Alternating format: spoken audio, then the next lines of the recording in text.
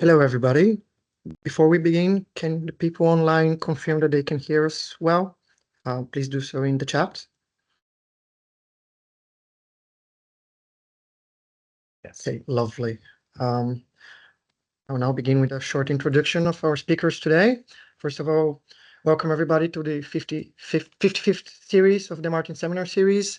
I'm very happy to introduce Dr. Ruchit and Dr. Zhuozhang for today's meeting. Dr. Ruchit is a researcher and architect and urban designer and a development practitioner. He has worked previously on projects ranging from social value mapping, community-led regeneration, community-led heritage, and community-led design. And Dr. Zhuozhang is currently working on the Cambridge Room project with local communities and groups. His research is established at the intersection of urban studies, visual cultural studies, and critical theories. He completed his PhD at CIVA, University of Liverpool, in 2022. And that was the short introduction for now, and leaving the stage for you. Thank you. Hi, everyone. Thank you for joining today. So you I can see some familiar faces who did attend our session in October, so it might be a bit of a repeat, but I'll try and dig.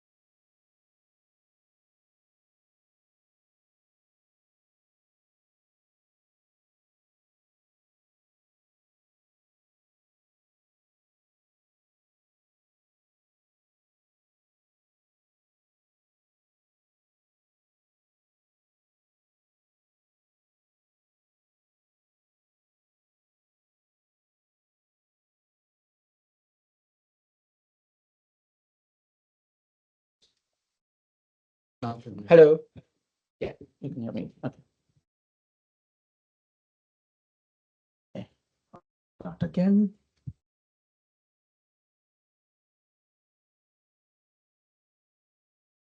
Yes, so the project I'm talking mainly today about is a community consultation for quality of life. I'll take approximately 20 to 25 minutes on this, and then Zhuozhang will talk 10 to 12 minutes on the Cambridge Room project, and then we'll have the floor for any questions. It was a collaboration between University of Reading, Cardiff, Edinburgh, and Belfast, but our main project partners were Quality of Life Foundation, Commonplace, which is a digital consultation tool for planning, urban symbiotics, which heavily focus on how to engage communities in public and communities and public general public in in planning, but how do you make it more inclusive? And we also had the support of the UK Collaborative Center for Housing Evidence. How did it all begin? So there was always trying to understand the gaps between community consultation and why it wasn't happening, or why were developers not able to reach all the neighborhoods where consultation was going on. And we kind of asked a few feedback initially before starting the project, and you can see the first comment from the development plan manager in Wales, and he's like, people will come, they won't read any of these big boards out there in consultation, and there's this one man in the village hall with a dog. So the type of people participating were always the same people, or people who had those time and resources.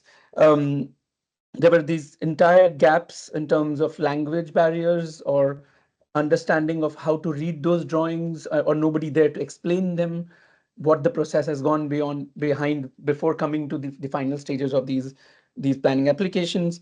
There was always these questions of saying, how do you reduce the barriers to participation? How and what is and judgment about is the consultation in a flux? So we need to do a thorough understanding, and we developed 7 research questions. So the main question was, how do you make community consultation more useful and effective across the 4 nations of UK? How do you make it more representative and inclusive? How can community consultation be undertaken for areas that are completely new? So when we talk about neighborhoods and communities, it's always the same people who've been living there for 10 years, 20 years, 50 years. But what about these new developments, and how do you do consultations with them? Also, what happens when a new development has finished, people have moved in 3 years down the line? Is there something sort of post-occupancy survey going on? Who are the future users? What is the relative benefits? So we were just coming out of pandemic. This was 21. So the main questions were, what are the benefits of online and physical? Yes. Oh, I forgot to screen share. How did it?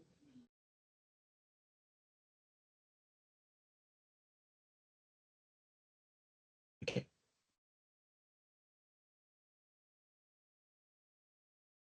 Yes.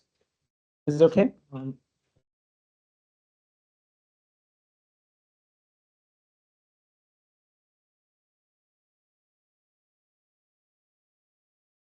Yes. Okay.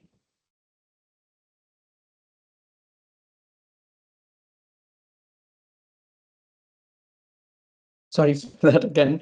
The other one was, how do we make sure that community consultation is not a start process? What would happen occasionally is that consultants, like for example in Cambridge, you get special consultants coming either from London or sometimes in New York, real experts in the industry come, do the consultation and go away. And they built really good, because they're really experienced and experts in the industry. So they put a lot of money, but they also build really good networks and trust.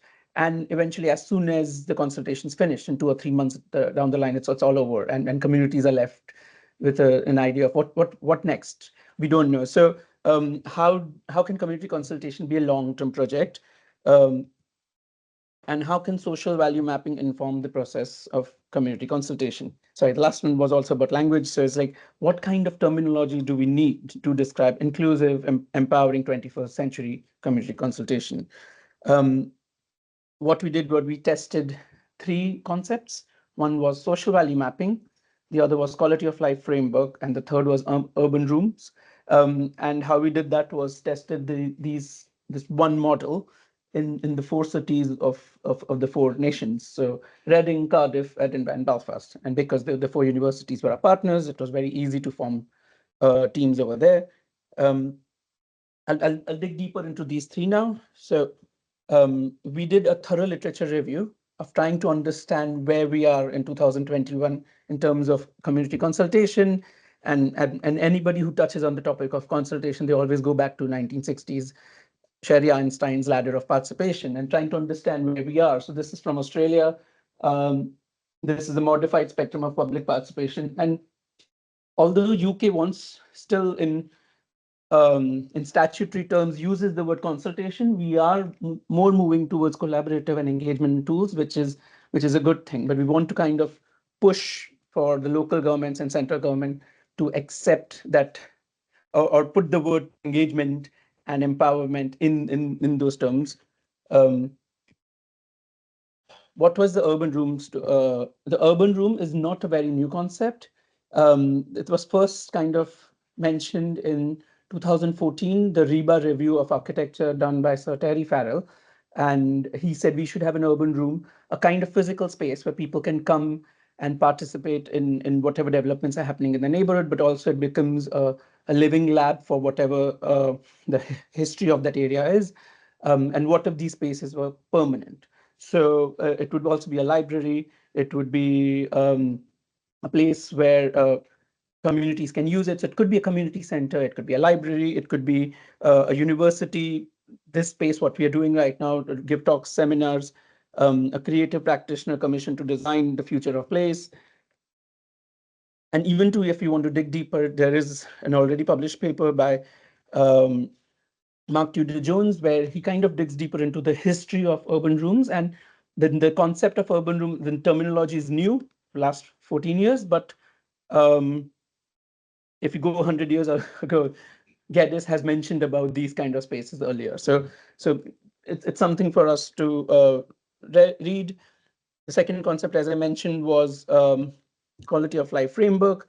The Quality of Life Foundation was formed in 2015-16, and they were tasked with coming up with what are the themes that impact people's lives, but also in terms of housing and development. So they did their own literature review. They hired Publica, which is a known urban design firm, and they developed these tools.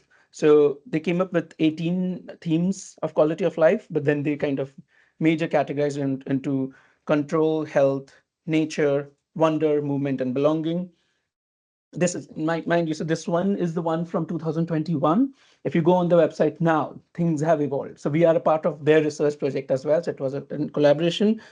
Just to kind of dig deeper into them. So control, people would ask some, like there was always this understanding of what do you exactly mean by control? And to dig deeper, it was like, are people able to influence their own neighborhoods? Do they feel safety? Are the communities living in that area permanent? Are they keep coming and going? And are we providing them schemes that are affordable? In terms of health, are we providing them well-designed built homes with adequate space? Is the air quality good? Are there places for recreation like exercise, recycling, walking, and playing sports? In terms of nature, the housing, because quality of life was so much talking about housing, it was like, is everyone getting access to outdoor space in terms of green space? Are interaction spaces like incorporation of trees, planting, biodiversity? Are we also touching on the aspect of green homes? In terms of wonder, it's like places that made people go awe. So it's like, are we talking about culture, places that provide opportunities for imaginative culture and physical expression? Are places where residents of all ages are free to move around? Um, the fifth theme was about movement, and this is what was all about, are we allowing people to be easily mobile? So it was about mobility, accessibility, but also using public transport and trying to minimize car use. And in terms of belonging, they mentioned these three themes of diversity, community, and neighborhood. So are we providing areas which encourage opportunities for social interaction? Is there a rich mixed uses of shops, parks, local services, not just houses, not just shops? It's like, are we coming with mixed use development? And are these areas made for diversity? So it's people with a mix of incomes, ages, and backgrounds.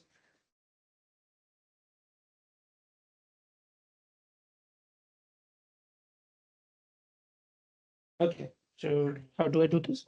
We need to share another screen. Can you go back to Sorry, again. Yeah, so tell me, what do you do? to the share screen option? What was it in your can you click Share. Yeah. This is my slides. This is the screen. But if I click this screen, then it will be only this laptop, not that. The problem is that once you open the full slideshow, Yeah, it stops. It opens a different window. Okay. So we did this one before. Or I can just share my PowerPoint screen, not the other one. I will not do the full screen. Will that be okay? Pardon? So I will not do the full screen and just share this. Maybe we can try this way. This is the screen. Interesting why it's frozen.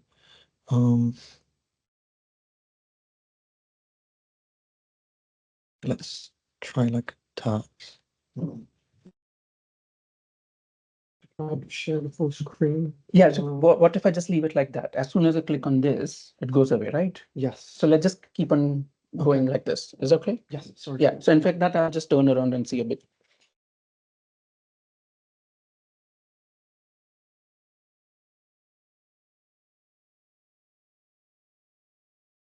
Yeah, so in terms of social value mapping, again, it's not a very new concept. Flora had been working on social value mapping before coming to Cambridge at University of Reading, before coming to University of Reading at University of Sheffield. And there are multiple projects. If you want to dig deeper, one of them was called Mapping Eco-Social Value of a resident neighborhood in Reading, which has also won the REBA Research Award. So I highly recommend reading that. But her main goal was, rather than planners, developers, experts doing this, how do we map these kind of assets with the community? So that's where the element of using participatory research techniques and using urban rooms came in. So we were testing these three concepts, as I mentioned earlier. So what did we do? We developed a model of working, and we're like, okay, we're going to be testing this thing for 1 month each in these four places. And for that, we'll need to be as local as possible. So it's kind of the working, the way we do the devolved four nations of UK. So we give them the power. So all the four university had their own research teams, and they had the power to communicate with their local groups, local councils, organizations, architects, planners, and they formed their own local advisory groups who then said, okay, this is the date we're going to work towards, from 1st of March to 30th of March or 1st of April. And we're going to make sure the urban room is open this way. But what kind of activities will happen were also designed by the local advisory teams. Um, so we designed this toolkit in terms of what we wanted in the end were consultation outputs, quality of life, legacy maps, and learnings of the process.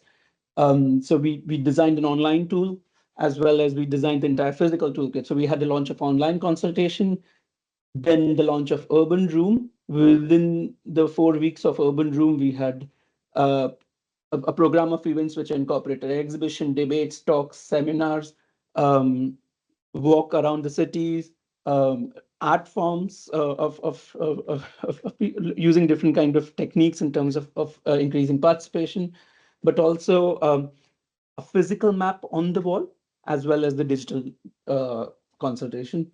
We would close the urban room, the consultation would go on for 2 or 3 weeks, and then we would have these outputs.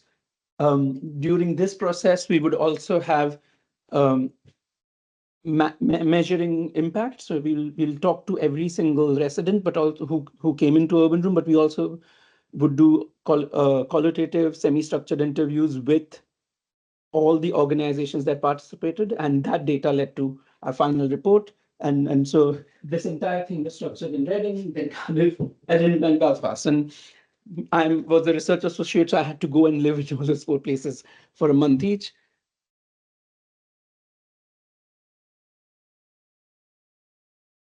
But what we realized was, as I said, it was devolved. We had to let the teams take ownership of it. So, and the program of events was done by them. So they all took concepts which they wanted. They came up with their own names. So Reading called their urban room as Your Place, Our Place.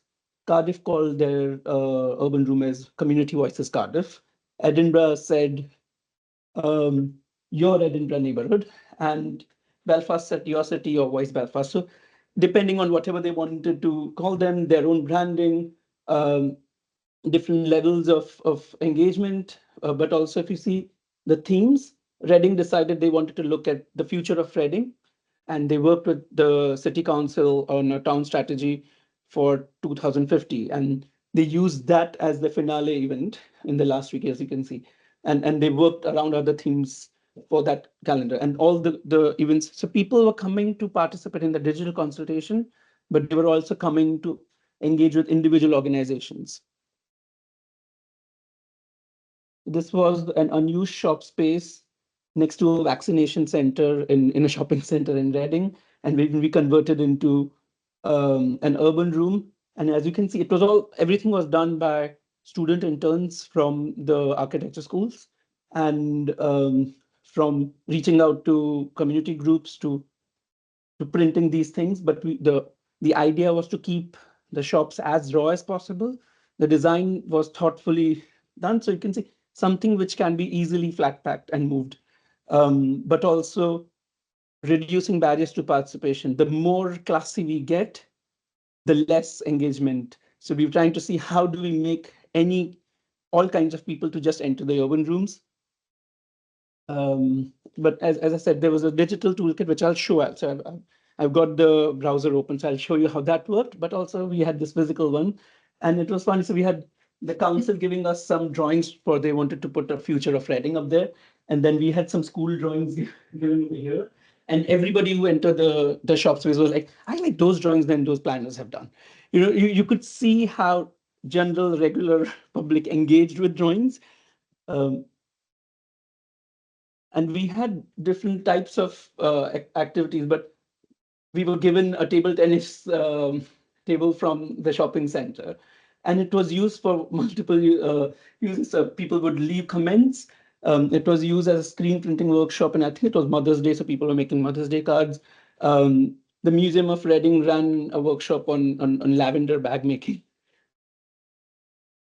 We converted for a couple of days to test how do you do consultation with neurodiverse groups. So we worked in terms of co-producing a zone on how do you work, how do you design spaces for autistic friendly groups.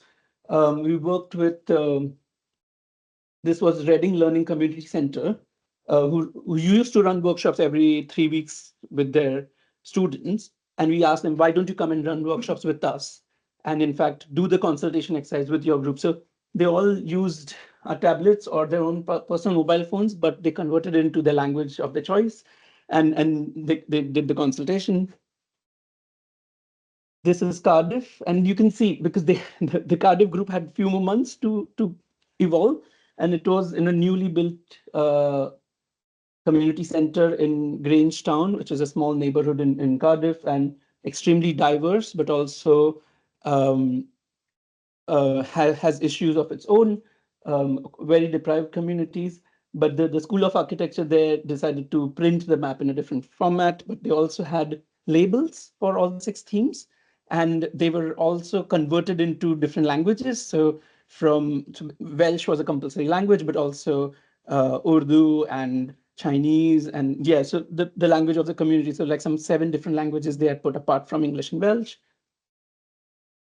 And they ran different events from school groups coming and drawing on areas that they like, or the National Park City group wanted to introduce Cardiff as a national park. So I don't know if you heard, London's also a national park city now. So different levels of engagement. One of the main session which I participated in and really enjoyed was the consultation language session, because they were asking about what do you mean by consultation? What do you mean by diverse backgrounds? What do you mean by hard to reach? So some quite interesting conversations took place.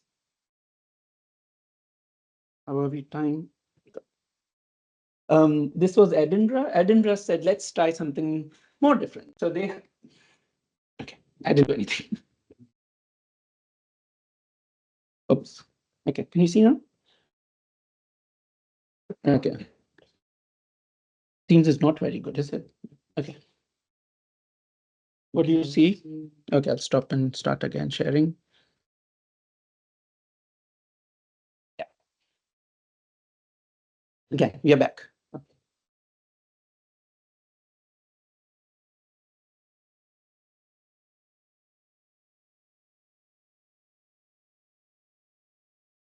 Yeah, so Edinburgh decided, let's have similar to Reading, an unused shop in the city center, but also open pop-up branches of Urban Room at an arts and community center and a church village hall combined, and they would go and pop up in these places occasionally on Tuesdays and Thursdays. So it was a different way of doing consultation, and they tested in terms of saying how these urban rooms can take different formats.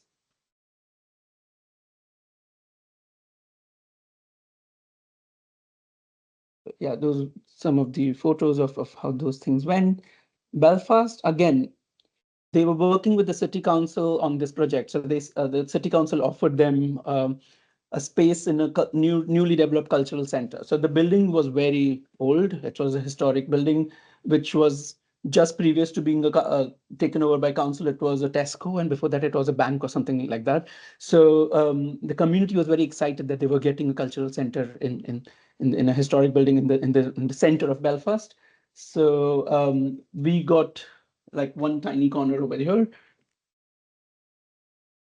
And it was, again, as you can see, the different groups used it in different formats, but this was our space, which we could use mainly for rubber room, but depending on Saturdays, Sundays, we would keep on going in different ways. And our interns would go and stand outside and talk to people and grab them inside. And then we'll have different communities doing different engagements.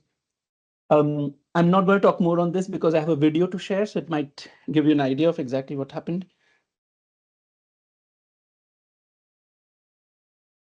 Yeah, so in overall, we had 4 urban rooms. Sorry. It keeps on stop sharing and then start.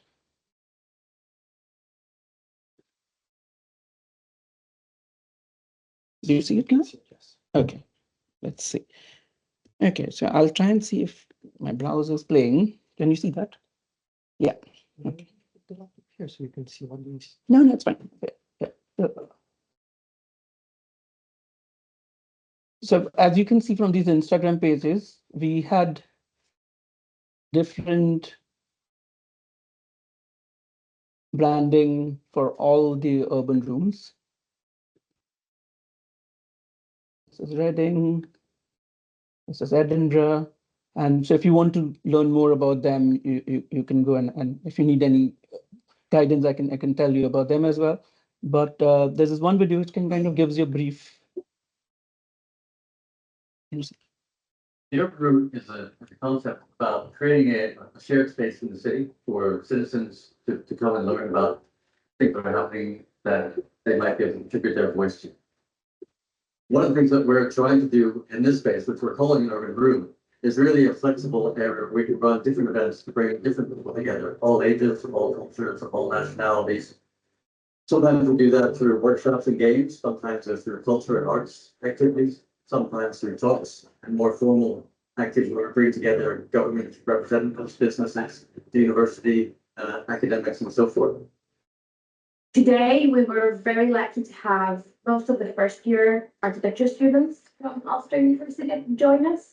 We were able to have a discussion about how our project works and have their opinions as to what are the themes of point of life mean to them. This project offers an opportunity to really listen to how people would like to offer their opinion. My name is Kate Gardner. I'm one of my third year of architecture at Ulster University. So today was really important in terms of getting first years involved in community engagement and showing them how important things in the planning process and sort of having forming their opinion are when in your architectural education and going into your career as well. And I think that a really important part about architecture, something that's often like unfortunately overlooked, is how important community engagement is.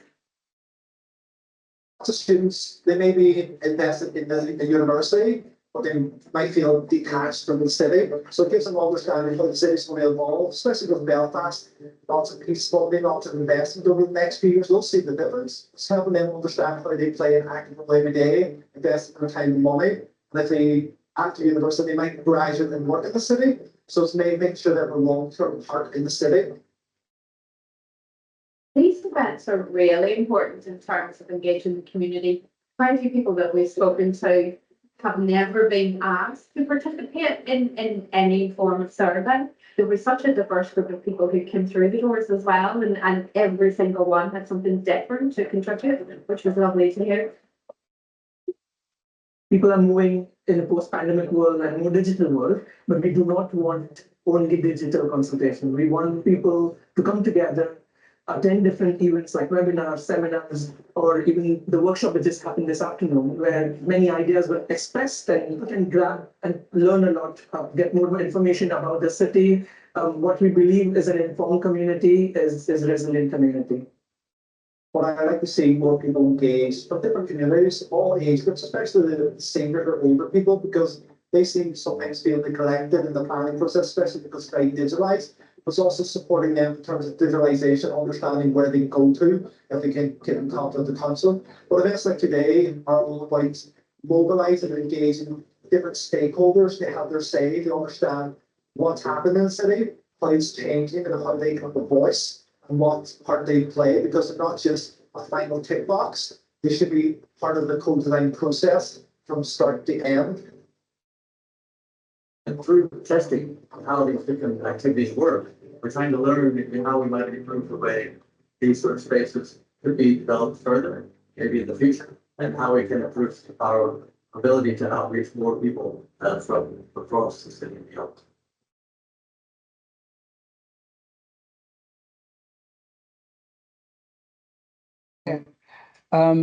What I would also want to add something is through social media, we were very fortunate to meet different kinds of people. Where is the, yeah, it's this one.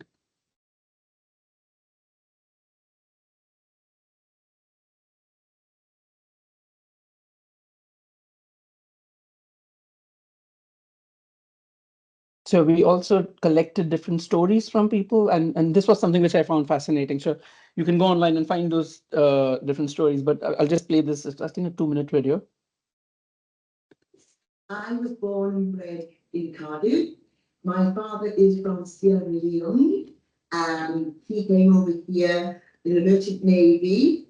But when he was 14 years of age, when he stowed away on a Merchant Navy ship in Sierra Leone, he's in the lifeboat until they were right out to sea. And then once they got really far out to sea, he raised his head, and it was too far for them to return to Sierra Leone. So he became the cabin boy of the captain of the ship, who was from Liverpool.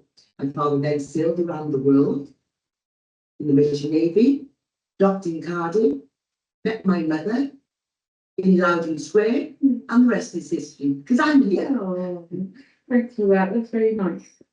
What do you value most about living in Cardiff? The people, the diversity. I'm a person that my overall work is community engagement. So I like to create an environment that can lift people up and help them to realise their full potential. So I suppose really standing up and speaking out, that's the kind of message that I send out to people living in the Cardiff area.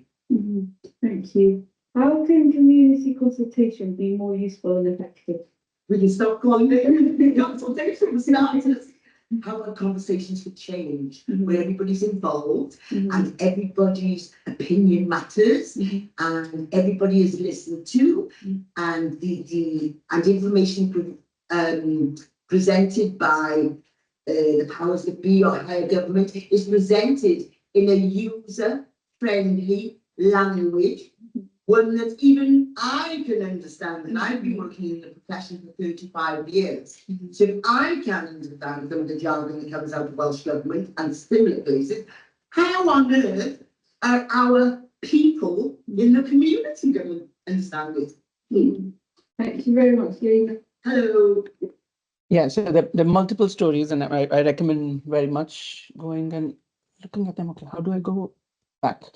So just in terms of some numbers, we had, as I said, 4 urban rooms, 17 weeks of data collection, 81 days, 116 sessions, and they're just one which I counted, but I'm sure there are multiple activities happening in collaboration with the places who were hosting us. In terms of total contributions, there were 230 contributions, so there were almost 1,400 pins on the map and 890 surveys. To go back to how the tool used was it this one? Yeah, so this is how it says. So it says that the engagement has ended, but this is how it looked in Edinburgh, and people were asked to come in and do 2 bits of survey. One was a participation survey with almost 14 questions, and this was the map. I don't know if I can go in deeper. No, I think it's yeah.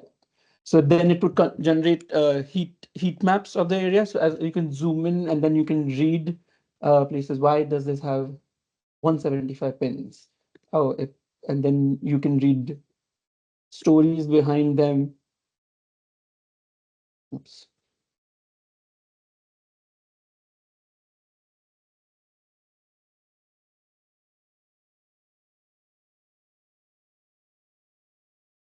And then these were the kind of questions we asked, and so collecting as many stories as possible.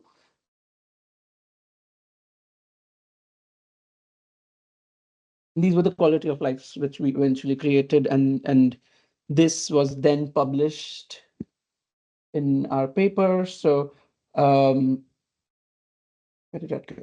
Yeah. So the outputs were mainly four. One was we did a full review of literature review of peer-reviewed journal papers, but also grey literature from blogs to uh, policy papers. And we published a literature of public participation in planning in UK. Then we came up with an inclusive engagement toolkit, which had these 7 steps to inclusive engagement. Then we published a peer-reviewed journal paper, which spoke about how participating helped the communities and it improved the quality of life by creating these maps. And now with Quality of Life Foundation, we published a code of practice, which has recently, just a few weeks ago, published the 2.0 version of the code of practice. So it's like a standard in community consultation. So you would not do bad or good consultation, you'll do good or excellent consultation. So it's like, there are certain products where they say no animal testing, PETA approved. So that's the approval which we are trying to set with the industry, builders, developers, and architects. So how do you take people, and mainly the builders and developers, into account of what kind of consultation they're doing? These were the 4 websites. Again, I can share the links later, but you can go and see how the different maps look and different stories collected. Some of the quotes which came from participants and at the end of the urban room. So urban room was closed down, but then we reached out to people and asked them questions, and you can see how they started meeting people they would never have met. And these led to new opportunities and potential collaborations in future. So urban rooms can actually lead to many different kinds of qualitative outputs, which we can't anticipate. But and that's the main reason we want to test out for something which is long term. I think, yeah, and this was the quality of life. So you can see we got an inverted pyramid of quality of framework theme. Nature got the most number of pins. And as I said, because we were working in a post-pandemic world, it was 2021, people realized the importance of nature. What surprised us was places of control. But when I was reading through the entire 1400 pins, I also understood people didn't understand the word control much. So they used to think, some of them would think, oh, is it a police station? Or is it those gated football pitches or basketball pitches? And then and these are places where you feel a sense of agency, a sense of ownership. So that was another fascinating read. But I think I would encourage you going and reading our reports as well as the published paper. But the entire learning process and testing of 1 month of these urban rooms helped us form a strategy for how to launch the Cambridge Urban Room. Luckily, we got funding to go at least for 3 years, and then if we are fortunate, we'll get more funding for and we are sustainable. I'll welcome my colleague Zhuozhang Li, sorry, to talk about the Cambridge Urban Room now. Thank you. Thank you, Ruchit. Thank you. How should I just keep on going Okay. up and down. Yeah, I guess, yeah, we have already kind of talked a lot about Cambridge Room in this department, and today is more kind of, I guess, a brief introduction of what's Cambridge Room after the quality of life things, and also we've been waiting for the case of actually the pop-up space and for 10 months. But I guess today also kind of reflection of some old slides and then what happened after last time. I think October we talked in the city seminar about Cambridge Room. So what happened between that October until now? Kind of like, yeah, just kind of reflection. So this is basically for Cambridge Room, part of it's the whole practice of community consultation. At the same time, we are postdoc researchers, obviously, for research part, understanding this relationship of city making, also the relationship between community and the government, at the same time, the internal conflicts between the communities. I think that's the danger when we see community, like who are the community. That's something also kind of very aware in this kind of setting. Like it's not just the usual suspects of certain community, but actually a wider groups and more diverse groups. And yeah, I'm just trying to quickly go through this. So basically, Cambridge Room is first of all, it's a one-stop shop for consultation. That's the main aim of Cambridge Room. We work with developers, with architects, and with the government, city council, at the same time with local communities. Local communities, it's plural. And the second part is a shared space for different activities. That means like it's not just for consultation. It's a space like if people want to come, you want people come to fill your survey, first you need to trust the space. They feel like this is the space, I'm being welcomed, it's part, I have certain kind of ownership of the space. So that's why, like Ruchit already mentioned, like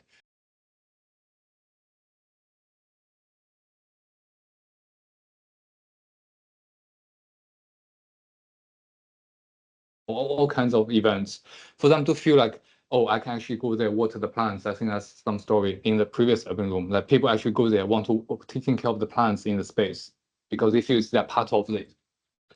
And then today I might more focus on the collective memory of Cambridge. Basically, one part of it is like when you do consultation, when you ask local residents, one thing they would say like, I have had enough consultation. I have lots of service already, and there's no action follow up. There's no, I filled this survey 2 years ago, nothing happened. So there's one part of the collective memories, means like what we are trying to do. We want to do an archive of all kinds of consultation go through us. So then 5 years later, we can actually look, this is a documentation of what you have done, the survey outputs from local residents. After 5 years, your building being built and everything, but have you achieved? You said 50 social housing. What's really happening? You said the community city center, like community center, but is that really a community center? This kind of post-occupation evaluation is part of our archive part. But another part of collective memory is Cambridge Room want really to achieve this kind of, Ruchit mentioned a keyword, stories.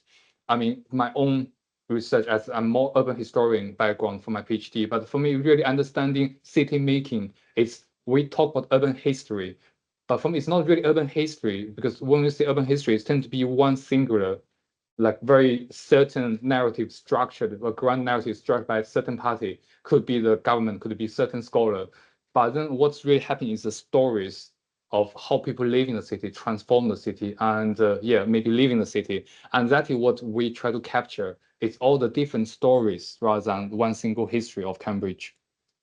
Especially it's quite international and with lots of population that turn over it. And fourth part, it's might relate with all of you as well. It's what we try to understand is through Cambridge Room, the Cambridge or the city itself is becoming a learning infrastructure and a learning instrument for students to understand something outside this building, school terrace, and understand some real life issue, real life problems, how you actually talking with your clients, or what's really going on if you put a community center, all those kind of the gap between theory and everyday lived experience. On the other hand, city as a living infrastructure is also it's not just for students to learn, it's also for the policymakers, for the planners, for architects to understand learning things, the local knowledge from the school children, from all of us, from the people who live in the city. And also I want to mention one thing is Cambridge Room is not really a new concept. Urban Room is not a new concept, but Cambridge Room is also not a very new concept. Before Cambridge Room, there are many, many, many Cambridge Rooms in this city. And Zeph here with us, he's one of the trustees, and he's from the CAA, Cambridge Association of Architects. So before Flora arrived department, already in this city, there are many conversations and also many actually attempts to set up a urban room or similar concept for consultation for a space. If you go back to Terry Farrell's report, Terry Farrell mentioned the urban room is a space where architects and local residents can sit together, discuss the future of the city. So I think the concept is always there, and people have done many different activities trying to realize that. And this is a logo and a concept by Alex Morrison Cambridge Studio. So the one thing I want to mention for this one is just we actually remove the term urban in the room because Cambridge is much more than city center. Like so many people, like some barbers or someone, my barber for example, she live in Mill Road, but she lives in Haverhill. It's not even Cambridgeshire, like the administration boundary, but there are many people working in this city and related with Cambridge, but not in the city center area. And when we talk planning and development, all these kind of issues, you need to broaden the scope rather than just focus on the city center.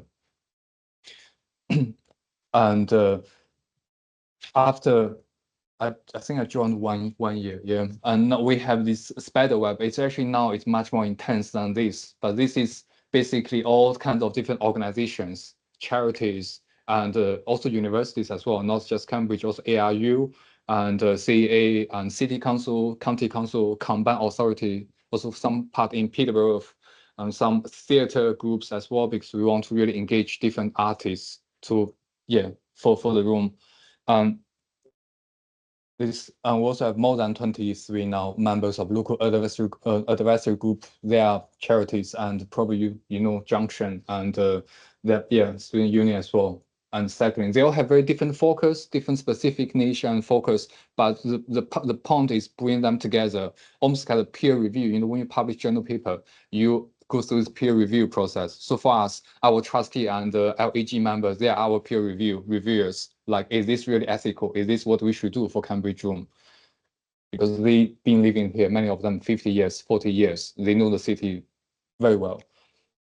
And we're also part of we were included in the statement of community involvement by the Great Cambridge Shared Planning. So that's in that document, it mentioned like urban room should be one way, or could be one form of pre-application engagement. So kind of, again, bridge the gap between developer and the local community. Like, yeah, that's the stamp Ruchit mentioned, like urban room city.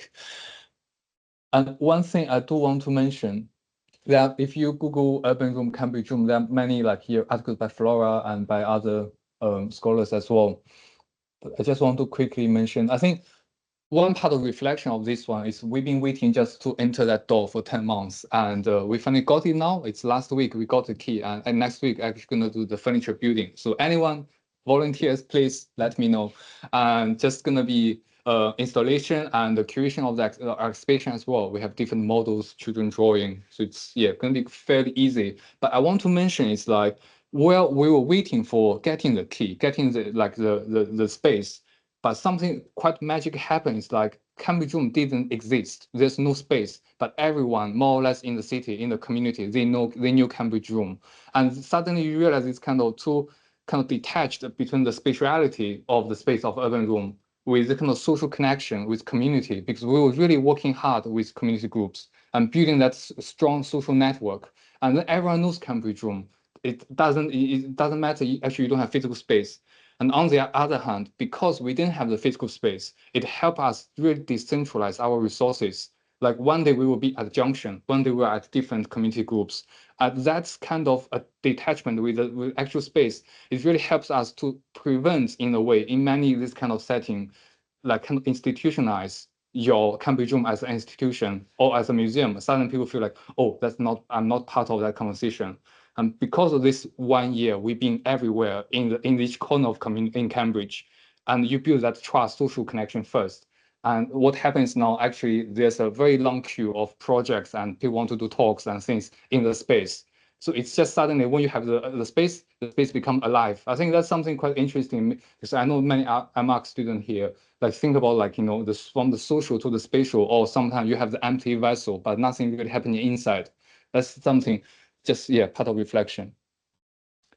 And there's some quite lots of things have already happened, and there's some ongoing projects. I do want to mention there's one at Chesterton Community College workshop. That here we work with CAA. So we've been doing for many years already. Before with some MArch students, some year 2 students. If you want to help us, help CAA as well, to go to one community college, basically teaching the school children how to do a model, how to build an architecture model, understand what is architecture, what is building. That's 14th March. And please let us know if you are interested. And also there are many other ongoing projects, and some already finished. And also I do want to mention, I feel like this is the setting Cambridge Room moment. But there's something I've been organizing in the department, sightseeing. Maybe you saw the poster already. So back to the point of history and stories. So what for us from research perspective, also for Cambridge Room, we want to understand the process of city making, how people made the city in a way. So sightseeing film screening is outside Cambridge, but look at different neighborhoods around the world. not only just English, like English films, but also different parts to understand different, yeah, I'm repeating myself, but yeah, that process of different stories happening. And these two projects, just aware of time. This one, Book of Cambridge, we launched last week. You can find our website. There's a link of a digital and audio book. This is a guidebook of Cambridge, but made by local school children, all of them 10 years old, year 5. And basically, it's working with Andy and Becky. They are two international artists. We work with them and also with 5, 6 schools. And then basically the children telling you, this is my Cambridge. And there's some quite nice drawings. Suddenly realized all the colleges, university disappeared from their map. It's actually the playground, the river, or even there's some very small playground or also Apple Store in the Grand Arcades. There are many things really interesting happening. And the whole event was hosted by the children. So no adults was involved. We were just audience. So you go there, they scan the ticket, and then they sign your book as well, and then read their own book. So we are talking groups, community groups, consultation, but again, whose community and whose Cambridge? I think we sometimes focus too much on diversity or things, but also children, young people. They are always forgotten, but they're actually going to be the future residents of this city. So need to listen to their opinions as well. So that's something we are working on. Another part is Kite Festival. Maybe some of you know Together Culture in the Grafton area. So that area is also very, very interesting, rich history. It was called second city center of Cambridge. Was many working class people not living in the college, but serving the college basically. And then they live in that area. And they had a huge protest before Grafton became Grafton. So this project was an oral history project. We collected 115 stories of people living in that area and understanding what a space used to look like. And it's this itself is also kind of format of urban room as well. So next stage, actually, we're actually going to be try to illustrate that architectural transformation or the urban transformation, because actually in 1980, there were 2 architecture students from this department was also part of that action group, and they had their thesis was called Kite Plan, an urban alternative. So they were actually also looking at the richness of that area. Why it's so different with Cambridge City Center, but why so many people want to move there in a way.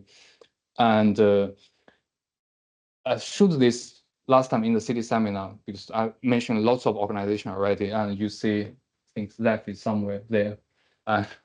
This is I call it Living Atlas of Community Activism in Cambridge since 1927. So this is the idea for you to understand Cambridge Room. There were many Cambridge Room before Cambridge Room. There are many people was involved into this kind of activism, trying to change and trying to respond to the city plan, to the development from the grassroots perspective. And that's the last slide here. Thank you. And yeah. Okay, just to share again.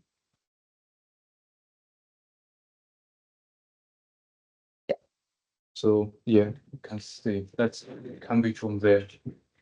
And this is going to be in the exhibition for the Grafton pop-up space. And also people are allowed to put their own stories. Why it's called Living Atlas, because no one can have the absolute knowledge, cover everything. So we invite everyone. Yeah. That's it. So thank you. Okay. Any questions or even online? Yeah.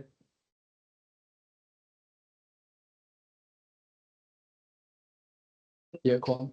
Yeah, thank you very much. Really interesting to see the level and extent of engagement you're able to get, which is very, very impressive. And essentially, you seem to be describing a method and activity that increases engagement. How do you measure the consequences of that engagement beyond just saying how many people there were, how many papers there were, how many events there were? How do you measure whether, like some of the historical urban rooms, had any impact on at all on planning of Sydney, particularly about Grafton Centre, which is currently undergoing another change, just expect. Yeah. The meeting very happy with. What are your metrics for showing how this urban room and all this consultation and engagement, beyond the success of the social engagement, community creation, actually has an impact on to the benefit of that community? You want first? Well, yeah, I think for the methodological part, there's what we, first of all, I think we haven't arrived at that stage yet of the evaluation, but definitely there's one key concept I want to mention is for Cambridge Room, I'm trying to push not called co-design, but co-creation. There's some idea of the co-design is kind of very solution oriented of understanding, and then it itself can become very institutionalized. Like I mean, there are many city councils talk about placemaking, co-design workshops, but then that outputs become another more creative way of ticking box exercise. And for us, really, I mean, for Book of Cambridge and Together Culture, it's really about giving power to them. So in that sense, the assessment itself, in a way, is actually seeing how different groups in Cambridge growing. Actually, like for example, Together Culture got Heritage Fund through our support, and they are going a next stage of support. I guess that's I mean, Ruchit can talk about the consultation part, but for me, I think that part is kind of like supporting local groups, community groups to grow rather than just Cambridge Room itself growing. This kind of donut economy model of thriving together. And that is something I think it's a quite important part of us to see what we are doing is valuable. It's actually make a difference because yeah, and you can talk about community. Yeah, so just to go up a bit. Yeah, so this is our actual remit. What the question you're asking is what is going to be our research question on how do you design the urban room to provide the services it's providing, but also do research on the immediate activities that happen or events that happen, but also the long-term impact of it. So it will be not just one level of, so it will be like, you know, how in research packages, in research big projects, you have different work packages. So we'll have different ways of measuring, and we're still developing that tool. So hopefully our next talk would be that. But in terms of immediate impact to residents and neighborhood, immediate impacts to local organizations who are working with us, immediate impacts to councils and central governments. We've been also approached by like the Department of Housing or Department of Digital Technology, and they want to develop tools around that. So there's an immediate impact. Then there will be short-term impacts and long-term impacts. So we're developing metrics on that as well. So I worked on a different organization before coming to the Reading project, and it was again a project which tested peer-to-peer networking and learning how to reduce loneliness and improve social cohesion. And they had these different impact measurement toolkits. So we're going to use that as an inspiration. But at the moment, we're still trying to find out what exactly would be a measurement tool. So, any other questions? Yes, conversations we have with students, let's say university students, when you talk about long term impacts, given the fact that most of them stay here for a short period, how do we take that into account? Is it changing demographic, but very similar with changes? How do you consider change? You want to go first? Or? Should you have Yeah, no. So at the moment, as I said, we still thinking about the process of mapping these stories, but we want to consider the fact that compared to all the other four cities, which also had heavy university-based students, Cambridge is the one where these 30 colleges or more than them are the main population is kind of a huge chunk of it is students, and they keep on churning. So we need to find a device around it. Yeah, and for me, like also there's, I mean, in last weekend we had this conversation of town gone. Like that was a Together Culture, Let's Go Fly the Cat. The whole Grafton was because they were the town people, they call them. And there's something someone mentioned actually, like when we talk about Cambridge, like always why everyone complain about Cambridge, especially like outside college and you know the people in Mill Road. Many people complain about Cambridge, but at the same time, over the last at least 100 years, that's when CAT, the Grafton, that neighborhood appeared. That so many people wanted to come to this city. It's because of this university, because of the openness of the city, and then people can come and go. But there's the danger there of sometimes if the beehive, all these kind of planning issues is once some planning projects can actually make the city less open, and that part I think like in the end it's the university students. It could be, you know, some college students, could be some workers coming here, but in the end, we're talking the city making of Cambridge. How can we remain that openness? in the architecture, in that sense, yeah, I think, yeah, it's that openness where I really focus on trying to going back to the planning, to the planning impact is how we can build the community, like everyone feel at least like, yeah, you are welcomed. Yeah, it's like for one of the projects we did in December to Jan was with the Homerton College. So there was year 3 students who had a studio project of doing a master plan for Homerton, and they approached us on the different methods on how to do public consultation, and we ran some sessions with them, and they did like a full 1-day workshop with academic staff, non-academic staff, and students of Homerton College, and eventually this is February, sorry. So in January, they did a presentation back to Homerton in terms of this master plan, but also talking about the stories they gathered. So the ideal goal of Urban Room would be like, I won't be there, Zhuozhang won't be there 5 years down the line. We don't know the future, but if the model survives, and how do you make it self-sustainable in terms of how libraries are dying now, but if urban rooms can be the future kind of thing.